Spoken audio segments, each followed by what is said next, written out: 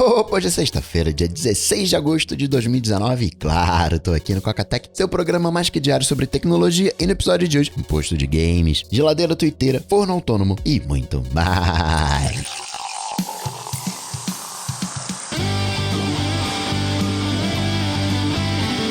Dicas, produtividade, tecnologia, opinião, comportamento, tendência, notícias. Cocatec. Cocatec, a sua dose diária de tecnologia. Apresentação: Gustavo Faria. Vocês viram lá no Instagram a barulheira de quinta-feira pela manhã. Acabei gravando na quarta de noite, aí deixei o programa de quarta, o de quinta ia gravar na quinta de manhã, barulheira, quinta de noite me enrolei, sexta-feira de manhã, obra de novo, a bateção, agora sexta-feira, final do dia, tranquilo, dá pra gente conversar. Vou fazer um compiladão de quinta e sexta pro final de semana. A gente divide as notícias nesses dois programas, o de hoje e o de segunda-feira. Muitos cocas também falando do Microtik, curiosos pela solução. E eu gosto sempre de bater na tecla que é qual é o seu problema, né? O que você quer resolver. Ô, Coca, o que você recomenda? Eu quero colocar minhas fotos na nuvem, quero ter mais um backup de fotos, já tenho 2 backups em HD, quero colocar na nuvem e também poder acessar remotamente. Então tem que entender o problema, o que você quer, de fato. 2 HDs, dando eles off-site, você já tá garantido na questão de backup, não precisa de mais. Mais backup é gastar tempo, é gastar dinheiro, é gastar recurso e não vai te dar segurança extra. Pode colocar na nuvem e tirar um dos HDs, ok. Mas e se eu colocar na nuvem, eu quero também acessar remotamente para pensar uma foto que eu queira para mostrar. Aí, foto é complicado de você tem que ter um visual da foto. Não basta pura e simplesmente colocar na nuvem. Não é um arquivo que você tá colocando lá e vai acessar depois. Tem todo um aparato de fotos, busca por fotos. Uma estrutura de backup não é o mais indicado. Backup é para backup. Você pode eventualmente recuperar um arquivo, mas não é algo para você fazer com frequência. Se você vai fazer algo com frequência, né, para mostrar para alguém, de repente, o que você quer é um portfólio, um site com as fotos. A gente tem aquela mentalidade de bala de prata, e bala de prata não existe, né? Uma ferramenta que vai resolver todos os problemas, não tem. Tanto é que você tem o iPhone e um computador, um iPhone, um Apple Watch. Você não tem um único dispositivo. Não, Coca, eu tenho só um iPhone. Tá, você tem só um iPhone, mas no seu trabalho tem alguma outra coisa. Principalmente você, que acredito que lide com tecnologia. Ainda assim, você tem TV na sua casa, você tem fone de ouvido. Bala de prata não existe. Você tem sempre que pensar, qual é o meu problema? O que eu quero resolver? No meu caso do Microtik, eu não tinha problema nenhum. A questão era que eu tinha um link, passei a ter 2, e normalmente você tem um link principal bom e um link secundário. Quando eu falo link secundário, para você não ficar sem internet, é um link que eu já pensei em colocar algumas vezes, mas vamos aqui usar o do iPhone. Como já falei, com R$100 você consegue um bom link de internet. Com outros 50 você consegue um bom plano de dados. E assim você consegue ficar com internet 100% do tempo. Talvez você queira garantir que quando estiver na rua, né, ou quando estiver sem, no caso da sua casa, quando você estiver na rua, ela esteja sempre com internet, por isso 2 links. Mas ainda assim, se falta luz, não vai ter internet na casa. E o que eu queria? Já que eu tenho 2 links bons, um link secundário para mim, um link ali de aqueles 512 por 256, né? Não chega nem a 1 megabit ou 1 megabit, 2 megabits, links que não comportam o seu uso. No meu caso, eu preciso de pelo menos 30 megabits. E hoje você consegue um link desse aí com R$100. No caso, paga mais um pouquinho, talvez nem vale a pena ter 30 megabits por R$100, porque você paga mais um pouquinho, tem 60, 120, 200, 300. Então, no meu caso, poderia usar ali trocando o Wi-Fi de um modem, aí trocava pro outro modem, então teria sempre internet. Mas eu queria um pouquinho a mais. Vamos colocar esse Microtikzinho aqui, $30, R$100, bastante acessível. Os 2 links são bons, então para não ter um principal e um secundário que vai ser só utilizado quando, né, subutilizado na verdade, quando o primário cair, como é que vai ser utilizado? Então não, deixa os 2 funcionando lado a lado. E a questão dos 20 megabits não é um problema de fato, porque não consigo empurrar para a internet com muito mais do que isso. Vai ter hora sim que eu vou estar fazendo um upload pro YouTube que eu consigo empurrar com mais de 20 megabits, eu vou ficar chateado e aí vou ver o que vai acontecer. Talvez até não descarto essa possibilidade de no futuro deixar primário e secundário mesmo, de fato, subutilizando o link, redimensionando, como já falei, uma questão de banda e preço, parece mega funcional, mega estável, não tô enfrentando nenhuma complicação, não cheguei nem perto do limite do dispositivo, coloquei algumas regrinhas para monitorar o tráfego, fiz um QoS bem basicão mesmo. É bacana quando você tem uma máquina dessa totalmente configurável que você personaliza. Então priorizei o HTTP porque eu quero navegar. O demais tá numa filinha em separado. Criei uma terceira fila ali pro torrent da vida, ainda que não faça uso de torrent, mas eu criei para testar, para ver se realmente perderia a prioridade. Então estão lá as filinhas. Na prática, agora elas estão desligadas porque eu não uso. Isso não é um problema que eu tenho. Como falei, a banda vai ficar ociosa. Então desliguei, eu tô gastando recurso à toa, mas tá lá a infraestrutura testada, funciona. Para quando um dia de repente precisar, tô fazendo uma live, alguma coisa e quero fazer alguma outra coisa em conjunto, posso limitar a velocidade. Mas eventualmente numa residência tem alguém que usa muito torrent, vamos, despriorizar esse torrent, deixar que a navegação seja possível. Você pode executar uma estratégia assim, você paga para não se estressar. Uma vez um amigo, ele comprou, até tirei foto outro dia dessas tomadas que são USBs, e é caro uma tomada dessa, 80, 100, 120 reais, e eu achei caro, e o cara comprou, instalou, e falei, pô, você não acha meio caro? Eu achei desproporcional, ainda mais pela vibe da pessoa, não seria o tipo de compra dela. E eu perguntei pra ela, não, sabe o que é? É que meu irmão pega o meu recarregador, então eu colocando na tomada, ele não vai mais pegar o recarregador. E aí eu entendi, e coisa de família é tretado, não adianta você comprar um recarregador e dar pro irmão de presente. A sorte é que ele é usuário de iPhone, então usa Lightning, e o irmão Android. Então não rouba o cabo, só rouba o recarregador. E aí quer recarregar, cadê o recarregador? E não acha. Ele pagou pra não se estressar. Então tenha em foco sempre isso, né? Qual é o seu problema? Que provavelmente você não tem os mesmos problemas, que eu tenho que entender a sua necessidade. Ainda quero brincar com o Microtik na questão de VPN. Eu quero, de repente, no futuro, eu queria uma maquininha pra fazer backup lá, Raspberry Pi. Só que o Raspberry Pi aqui também tá ali nos $30. Agora que tem o throughput bacana com Ethernet de fato, gigabit. Antes o que você tinha era porta gigabit, mas com um punch de USB 2. Aí eu coloco um HD, posso fazer o backup. E aí ninguém desliga o modem já fica ligado. Por que não fazer na rua o meu backup? Deixar ele rodando, atualizando remotamente? Antes de se empolgar com qualquer coisa, pensa nisso, né? Qual é o seu problema? O que você quer resolver? Vou deixar rodando essa solução aqui mais umas 2 semanas, um mês. A princípio tá ok. Eu coloquei umas regrinhas para saber quem tá consumindo o que. Não é da melhor maneira. A melhor maneira, ele tem uns pacotinhos com essas estatísticas e manda. E teria que ter um outro computador, um roteador, ele é muito básico. Deveria ter um outro carinha coletando esses pacotes, salvando num banco de dados para depois conferir. Eu tô fazendo, não é da melhor maneira, mas tô fazendo umas regrinhas ali para saber o que tá acontecendo naquele instante. Vai acumulando uns totais, isso também gasta um pouquinho de performance. Depois eu vou tirar. Foi nessa, por exemplo, foi quarta-feira, né, que saiu o update do beta. Eu tava vendo o Apple Watch, que baixou 140 megas. Por que o Apple Watch baixou 140 megas? E depois apareceu uma notificação no relógio perguntando se eu queria agendar a atualização, que já tinha atualização. E eu não tinha baixado, ele baixou sozinho pelo relógio via Wi-Fi. Foi um insight momentâneo que não traz nenhuma vantagem. Não quero ter isso ligado eternamente. Só para ter uma noçãozinha. Ver lá os dispositivos HomeKit, eles não estão mandando nada ali na época de escutar a conversa. Eles não estão mandando nada. Enfim, Microtik é divertido, mas não é para todo mundo. Se você acha, por exemplo, que IP serve para comunicação entre computadores, não.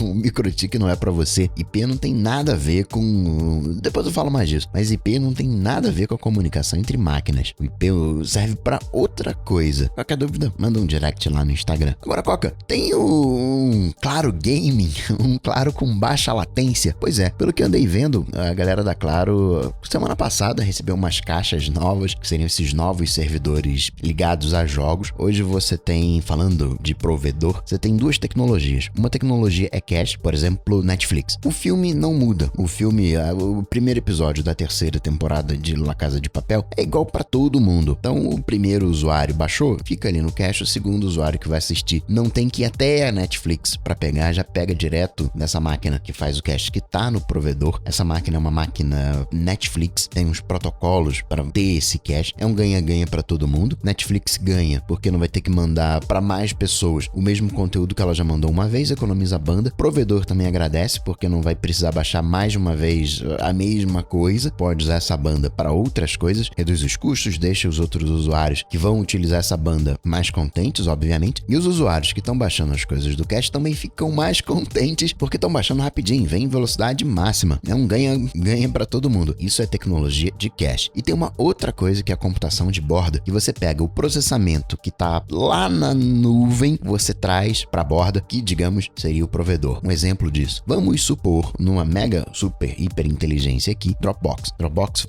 assume essa tecnologia, computação de borda, a máquina também no caso seria do Dropbox, se for uma computação de borda do Facebook, a máquina é uma máquina Facebook, então vamos usar, por exemplo, o caso do Dropbox. Eu, ao invés de upar as minhas coisas pro Dropbox lá em Miami, eu upo aqui pro provedor, fica aqui no provedor, e o provedor, quando tiver as melhores condições, sobe isso pra nuvem do Dropbox, ou eventualmente não, o Dropbox desenvolve uma tecnologia e nota que, peraí, esse cara ele não acessa de outro dispositivo, é sempre desse provedor, vou fazer uma coisa, vou deixar aqui mesmo nesse provedor, nessa máquina, eu tenho aqui um espacinho, deixa aqui, vai que ele deleta esse arquivo, ele tem um histórico de deletar bastante arquivo, deixa aqui, se esse arquivo não for deletado em 5 dias, aí sim eu subo pra minha nuvem, de novo, ganha pra todo mundo, ou no caso do Facebook, né, você mandou uma foto, essa foto vai pra essa máquina, porque tá pertinho de você, local, é feito todo o processamento, quando você upa, não sei se você já reparou, quando você manda uma foto pro Instagram, Stories não, Story é mais demorado, mas quando você manda uma foto, é instantâneo, você tira a foto, aí tá ali colocando filtrinho, aquela coisa, escrevendo o caption, né,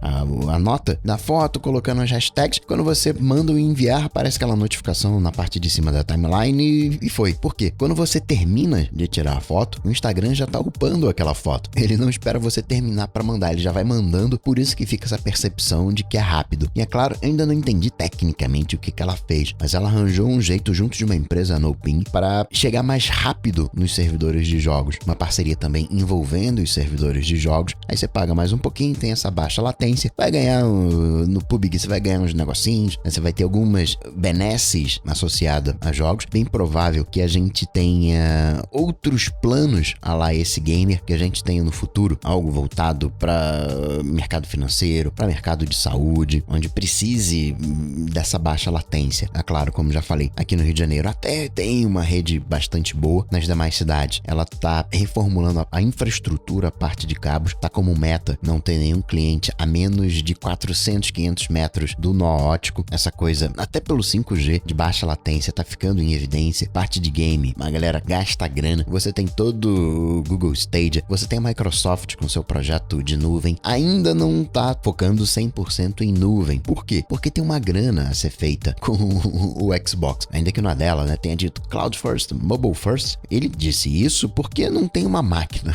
Microsoft, entre aspas, de sucesso. Você não tem um smartphone, o Microsoft, mas o Xbox vende. Então vamos continuar vendendo o Xbox, vamos fazer a transição para nuvem. Google Stadia, não imagina entrar nesse mercado de consoles. Não, vamos começar já mirando no próximo passo, vamos mirar já na nuvem. Hoje a gente não tem nada com essa exigência. Download a gente pode esperar. O VoIP, né, comunicação por voz, os pacotes têm uma prioridade maior para não ter aquele lag, né, aquela engasgada. É um volume relativamente pequeno quando você compara com o Google Stadia. Tem que vir o som e mais a imagem, isso em 100% do tempo. Não é um streaming tipo Netflix que pode demorar um pouquinho para começar, faz um cachezinho, começa a dar play e enquanto tá dando play tá baixando as coisas. Não, a gente tá falando nessa parte de game tempo real mesmo. Você manda o comando, a coisa tem que ir e voltar a resposta visual, resposta sonora. A partir dessa resposta, né, aquilo que seu inimigo fez, você vai reagir através do controle que vai e volta, ciclo contínuo. E já que o assunto são jogos,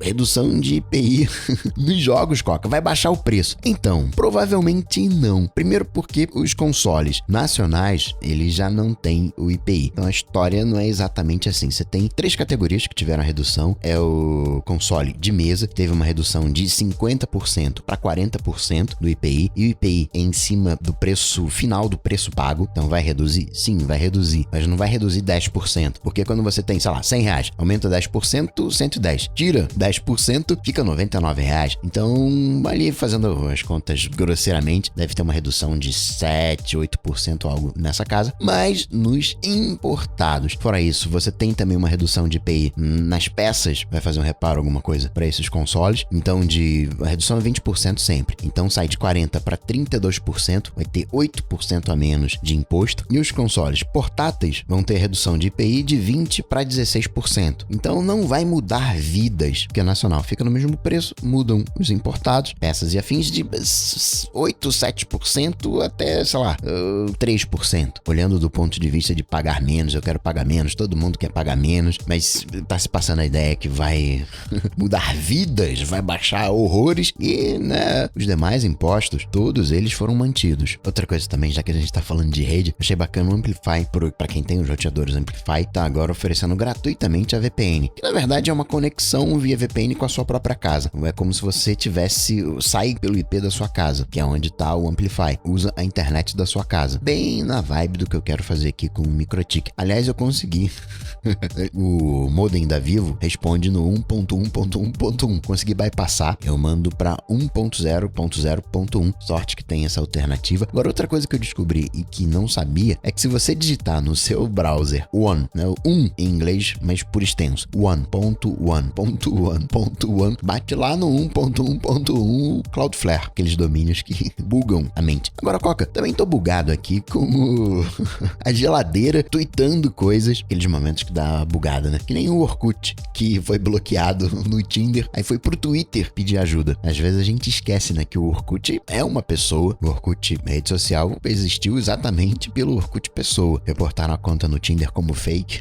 Alguém tá se passando pelo Orkut. Não, era o Orkut de verdade. Mas a questão da geladeira que tuita, hoje você não tem nenhum modelo de geladeira esperta da LG que tem aplicativo de Twitter e aparece lá Twitter para geladeira LG. Você até tem um navegador na geladeira, mas aí vai aparecendo na fonte tweetado pelo navegador tal. Então toda a carinha de ser fake, até porque tem outros dispositivos na história. Em tese é uma menina de 15 anos que tá de castigo, foi proibido o acesso aos dispositivos porque tava cozinhando aí, pegou fogo nas coisas, mas aí ela tava de castigo, conseguiu tweetar pela geladeira, pelo Nintendo 3DS, pelo Wii U, chegou a dar algumas entrevistas, aí perguntaram, mas qual é o modelo da geladeira? Aí ela deu uns migué, mas a gente cai no conto, né, porque é factível. Tem algumas coisas, algumas fake news que a gente acredita porque, né, quer acreditar, são as nossas crenças. Que nem na área de transferência que tá indo ao ar hoje, sexta-feira, o Marcos Mendes faz uma consideração mega consistente que nem passou pela minha cabeça. Por que que o Facebook tá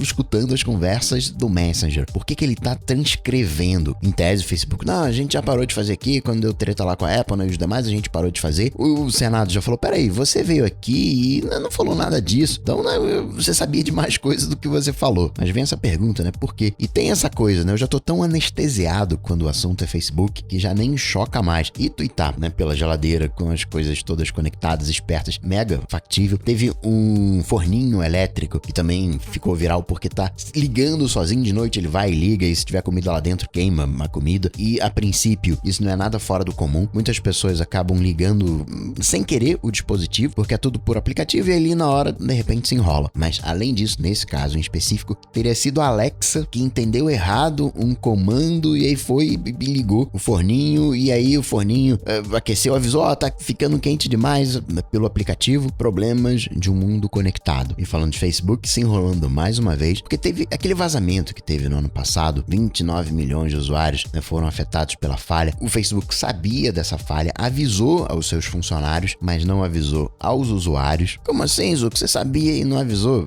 Pois é, esse é o Zuck, esse é o Facebook. Estamos anestesiados. Para completar, fechar o ciclo de rede social, o Instagram tá liberando para todos os usuários a publicação da criação dos seus próprios filtros, usando o Spark AR, que é do Facebook. Então também de olho nas automações, nos robozinhos que ficam visualizando os stories dos outros. Aí você vai ver quem viu seus stories. Tem pessoas desconhecidas, mas na verdade não são pessoas reais. As contas até são reais, mas foram delegadas para um robozinho que faz essa movimentação, esse falso engajamento. E já que o assunto é Instagram, vão ter novas modalidades, novos modos no Boomerang. Acabou que saiu tudo numa toada só, né? Para finalizar, registrar que vai ter mais podcast Marvel.